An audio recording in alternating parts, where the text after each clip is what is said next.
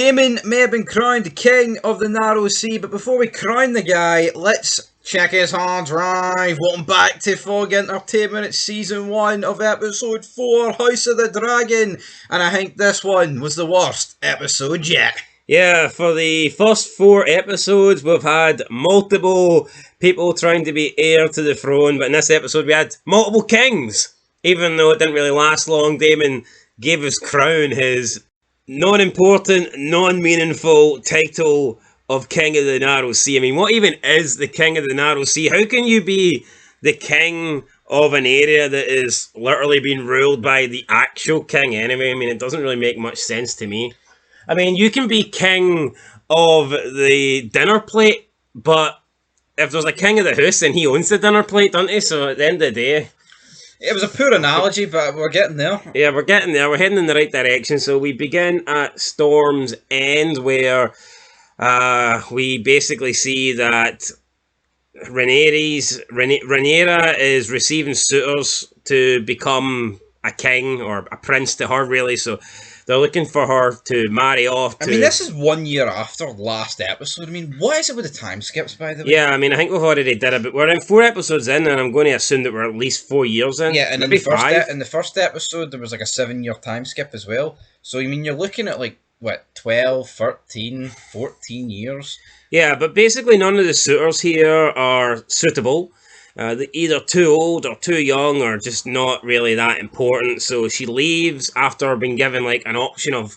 I mean, she complains about not being able to marry who she wants, even though even the king didn't have that fucking option. So it makes her think she's so special. She is literally able to marry who she wants because... Maybe if you're a commoner, you can marry who you want, but... Yeah, but she's kind of getting that luxury. Well, she's getting more options and... Yeah, like, she's getting hundreds of people to marry here. Yeah, are all the options great? No, you're going for like an 80-year-old to an 8-year-old. King Viserys was told either you're going to be a nonce or a big nonce. Aye. What do you want to be?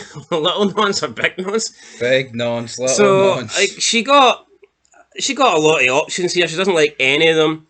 She leaves while 2 boys are fighting to... I don't know, to take her hand. 2 boys? Well, there's one... like a 12-year-old against a 20-year-old and he battered him, and the 12-year-old won, killed him, knife through the stomach. So, yeah, we get that. That was not bad. Then we return to King's Landing, where Daemon, he walks in. He's been summoned by King Viserys. He bows down, he gets on his knee, and he hands over his crown because he knows that there's only one rightful king. And he explains how he took control of... the sea or the river rock or whatever it's called, the Narrow Sea. You know what, this feels about 20 years ago. This episode was so boring. No, I thought it started off okay. Yep. Now, what we discussed was alright. I thought her looking at the suitors was not bad. I think Daemon returning to King's Landing and basically pledging allegiance to his king. Yeah, at this point, you're probably sitting at like a 6 out of 10. Yeah, it was not bad at this point, but then what we got next was... It wasn't really a montage, but it was like probably 20 to 25 minutes of just Daemon and Rhaenyra walking about the... I don't know what you'd call it. The common people... The common people's area. The third world. You just see lots of incest, lots of promiscuous sex, lots of hookers, lots of whores and sluts and... people just having sex, and all of a sudden you see Rhaenyra beginning to like this. She doesn't like the idea of getting married to and having a prince and potentially being queen one day. She doesn't like the idea of having a husband to be faithful to, but she seems to like the idea of being on the streets and sleeping with all these commoners. You can definitely see... if Daemon proposed Rhaenyra to open an OnlyFans, she would have probably done it in this episode. You can see the left tendencies, the liberal tendencies in this show, where they're trying to portray, you know, the stay-at-home wife is fucking evil, and if you want to go and sleep with all these men, then you do it. And even if one of them's your uncle, you go ahead and do it. Yeah. It's empowered. So Rhaenyra and Daemon begin to kiss, and they begin taking each other's clothes off, and you feel like they're going to have sex, but then Daemon kind of just disappears out of nowhere. Sir Christian Cole comes to check on Rhaenyra, and then she takes him by the hand. She steals his crown, sleeps with him, but they did it in a way to make it seem as if it was like as most consensual as you could possibly make it. And I did read something about how the creator wanted it to be different because they look back at season 1 and they think that the way Drogo and Daenerys got on was very forceful, and it's like, yeah, but isn't that more realistic? But anyway, they focused on this scene where it was like a 50-50 thing, so, I mean, I get that. Then the next day, Otto Hightower's got spies. I don't know if he's spying necessarily on the princess, but one of his spies noted that the princess was in a brothel. So he takes it to the king. King Viserys doesn't really believe him, but at the same time believes him a little bit, I guess. Yeah, I mean, I think he's doing it to save face. He probably doesn't want to, like, openly accept that Otto here, that his daughter's a whore, sleeping with her uncle. So I mean, it's quite a lot of weight to be hit with. Yeah, so Daemon gets dragged to the king, and then King Viserys starts kicking him on the ground, and he wants him to admit. He says he won't deny it. And then Daemon pretty much just admits it, and he says, look, I'll admit it, let me marry your daughter. And it's like, what the fuck? And I get it, it's partly Targaryens have done this for years and years, but it just seems fucked up.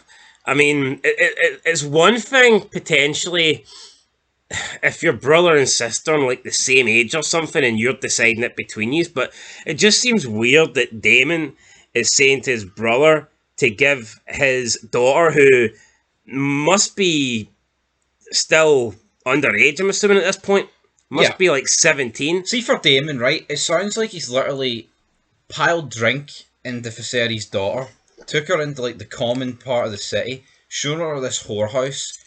I mean, and then they've tried to sleep with each other, and he backed out of it. But the king doesn't know any of that. He thinks they've actually slept together. And then he asks the king for her hand in marriage. You're like, what the fuck?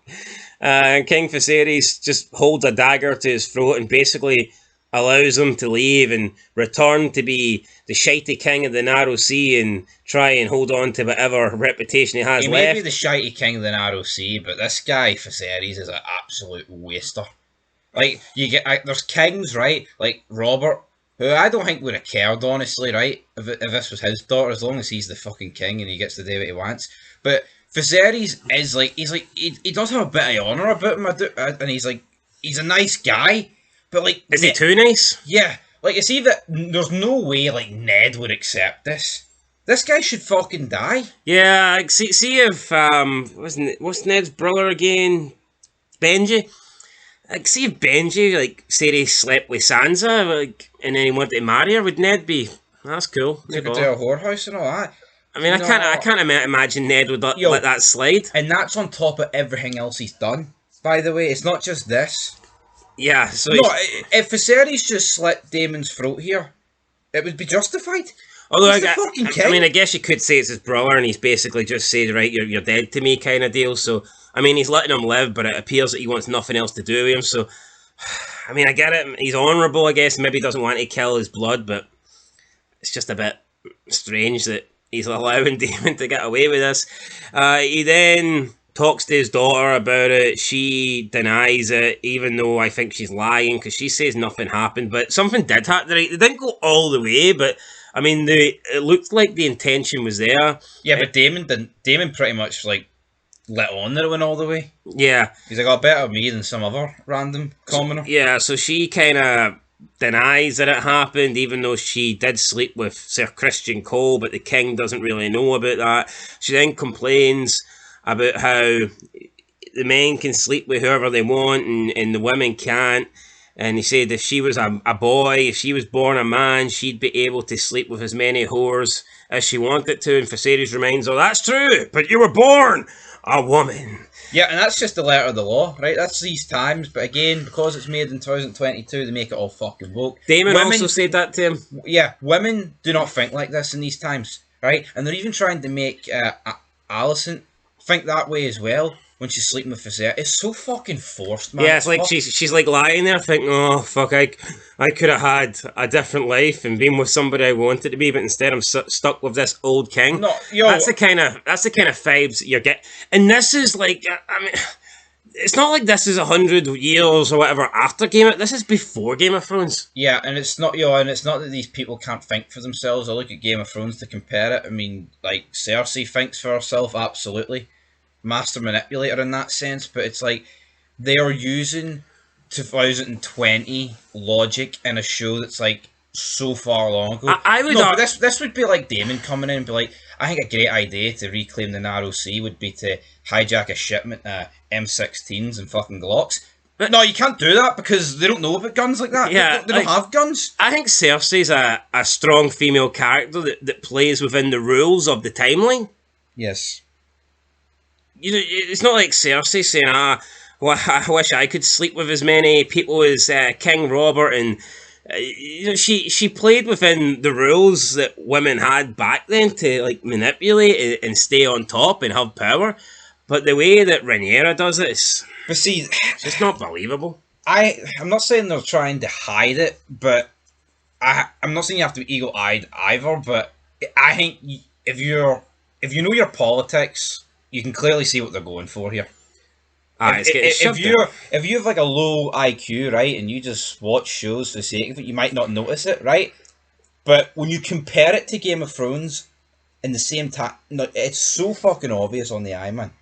It's so and the show's boring as hell. But see when it's boring and woke, nothing happened over an hour, 62 fucking minutes of what? And then at the end, Rhaenyra basically agrees. She says, "Right, I will marry so and so. Forget his name, but Corley's his son." Yeah, Valerian. So she's going to marry the son. She says she'll do it. Her duty as a princess. She will marry him, but Viserys needs to commit to his duties as a king. And what she means by that is he needs to find a new hand. So he summons Otto Hightower, tells him that he has served him faithfully and honourably, but it is now time for a new hand because he can no longer trust him because he believes that he lied about Rhaenyra and Daemon, and that not even necessarily that he lied, but he believes that his sole mission is to get his son, Aemon, to be the new heir to the throne, and he just can't trust him.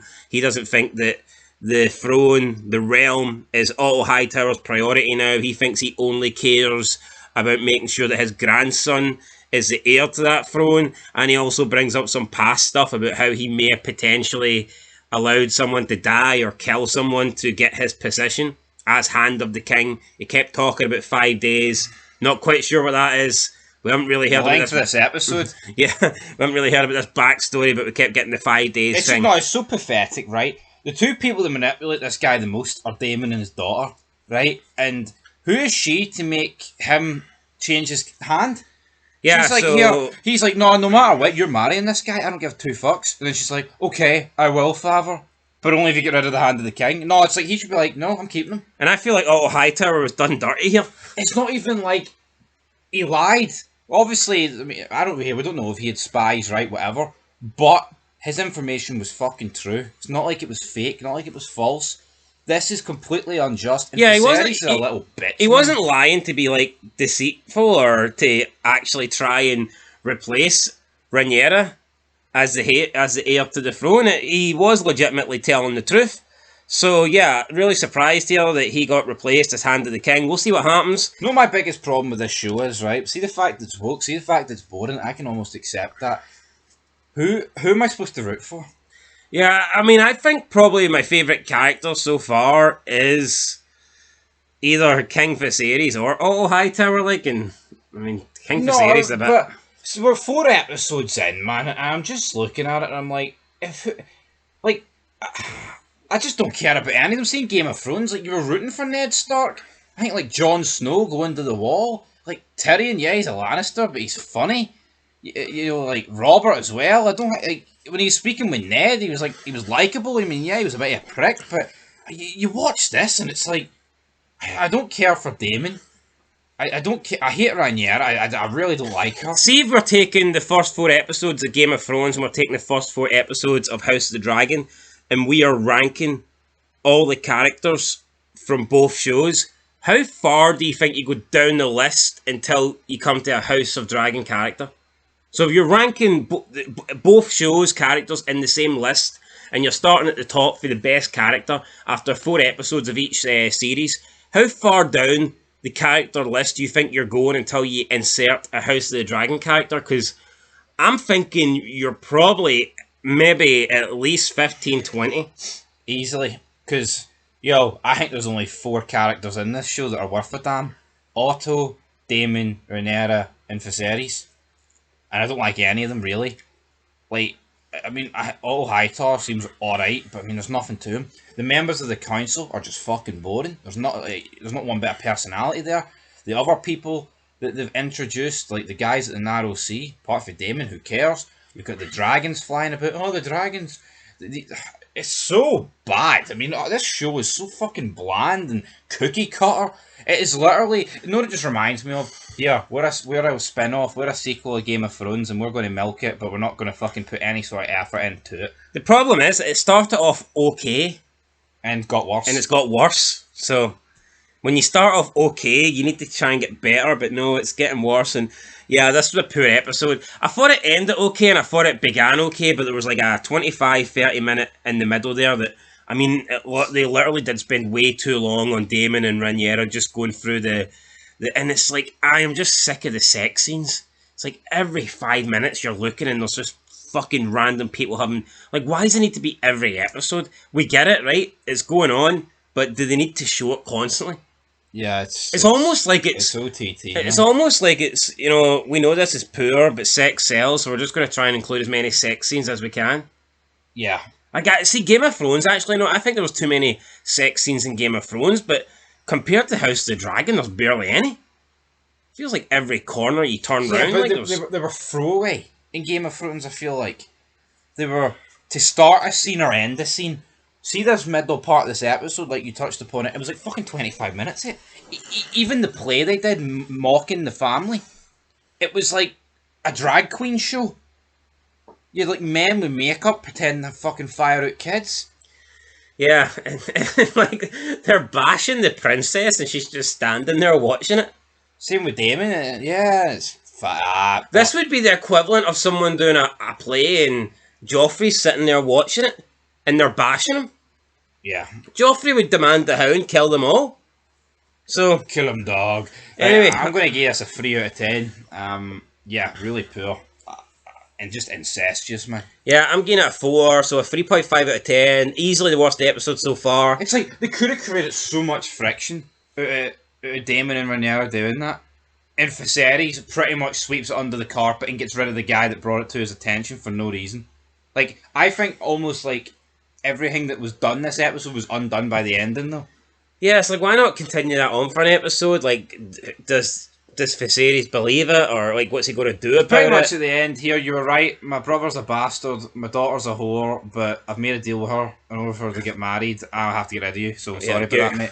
I'll find a new hand. Anyway, and he had to soften the blow by kind of bringing up the fact you might have killed that guy before or had a hand in it. Almost trying to justify it. He's pathetic, Viserys, man. Anyway, that's it. We're giving it a 3.5 out of 10. I thought it started okay and I thought it ended okay, but the middle was just diabolical. So yeah, for me, and all the feminism and woke shit and Rhaenyra. Why can't I do what the men do? And it's like, come on, look at the error this is set in. You just didn't think that way. See, if this was set in 2024, I mean, I could totally understand. I could accept the direction they're going. Yep. If it was somehow you had this timeline, but it was set in 2024, but nah. And then, like, she's running, she's like, oh, that's the first taste of freedom I've ever got. You've no idea how lenient she's got it, like. And also, it's just, we're 4 episodes in, and what has really happened? Nothing. Where's the threat? Where's the enemy? Where's the intriguing stories? There's just nothing really there. So, guys, 3.5 out of 10. People it's like Daemon commits the cardinal sin here, and Viserys doesn't care. I honestly feel like if he killed Rhaenyra, it'd have been like, oh well, I'll banish you to this land for 3 days, mate. And I'll still blame Otto Hightower for it. Yeah, like I say, this is like Benji Stark sleeping with Sansa and then telling Ned, well, let's keep it in the family, let me marry her. I know, to have the audacity to say that, man, and this prick just fucking laughs it off. Anyway, that's it, guys. 3.5 out of 10. People said that Season 1 of House of the Dragons is up there with the best seasons of Game of Thrones. I disagree big time. I don't know what would have to happen. I disagree big time. Ned Stark would have to get a time-travelling device to come back and do something. Anyway, that's it. Hopefully episode 5 can get a little bit better. I mean, I think it will. We'll see the direction. I actually remember reading. So I can't remember, but I remember reading somewhere that the first 4 episodes are slow and it picks up after that. So I mean, let's hope that article is true. We need a time skip again. We need the different actors to come in. Yeah, but then you feel like with all these time skips, it's like you're losing the story almost. Like, see the first season of Game of Thrones. Like, see if they had time, like a year or 2 year time skip after every episode, it wouldn't be as good. No. Because you need to know what happens next. Having a time skip just takes away any sort of tension and any sort of like rivalry that's been built up. Yeah, no, absolutely. But because time heals things, so when you're having I these can time accept skips, a day or two, but years. Yeah. Anyway, guys, 3.5 out of 10. We'll catch you in the next one. Till then, peace.